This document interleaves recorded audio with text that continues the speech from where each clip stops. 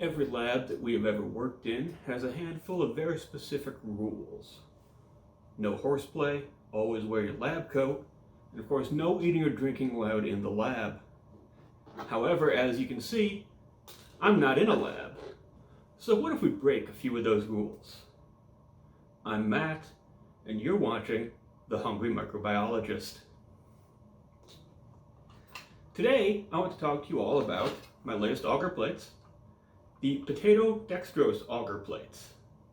Yes, we are finally onto a plate that is actually made with a human-based food. And that is because these are typically used for growing molds that you would find on foodstuffs and the study of those.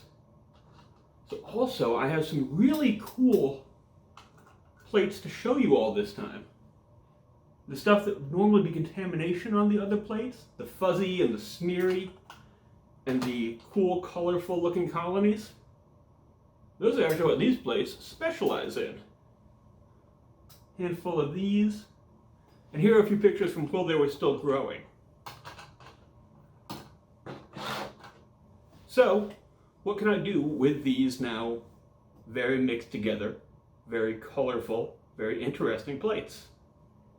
Well, what I can do is I can do our old technique that I showed you in the last video, streak for isolation.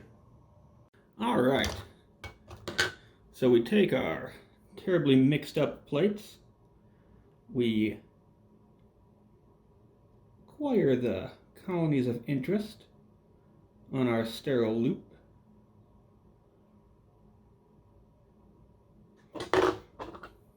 We streak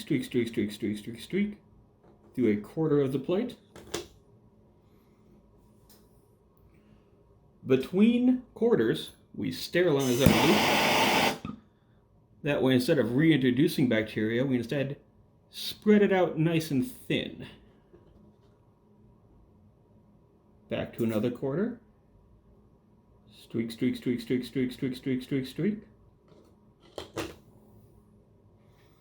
And continue that all around the plate.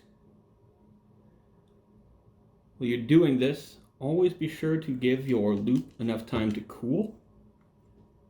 If the loop is still red hot, you will simply sterilize the section that you are trying to spread and end up ending the experiment there,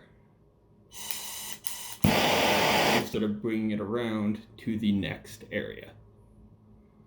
Another option is, of course, to always use a fresh, sterile loop, but especially in my small lab, or my small not a lab, that is not considered very practical. We then take it, store it auger side up. This is how we always grow our bacteria. Prevents moisture from dripping down and contaminating the project. We then move it over to the Incubator 3 Pro. Turn it on. Boot it up.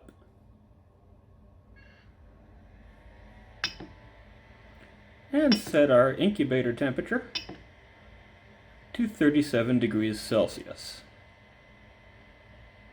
Now, when I'm growing these nice generic bacteria, why do I choose 37? Because that's our body temperature.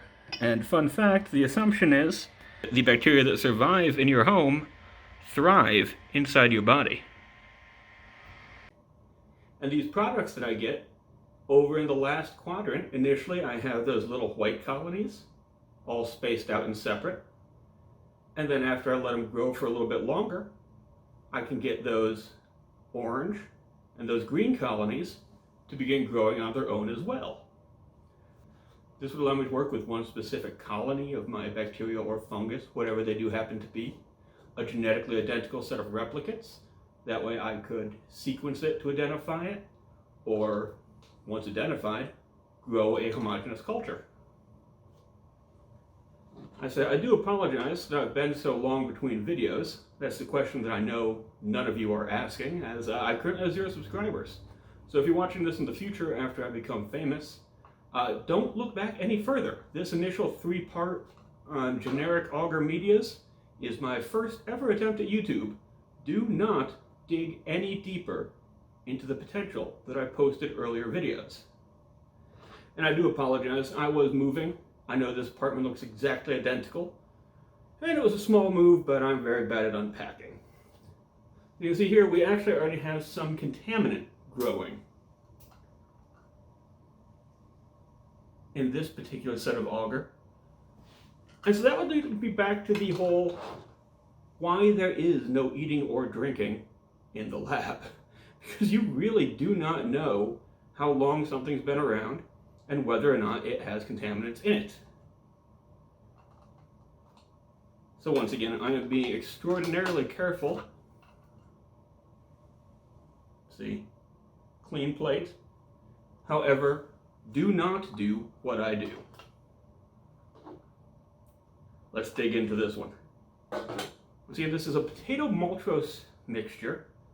It's also got some tartaric acid, so baked potatoes with tartar sauce. This is finally a microbiology food that is actually also kind of a food.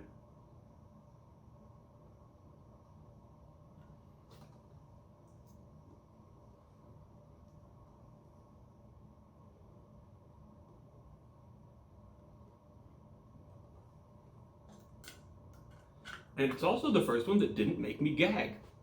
Believe it or not, that tartar sauce flavor actually comes through pretty strong.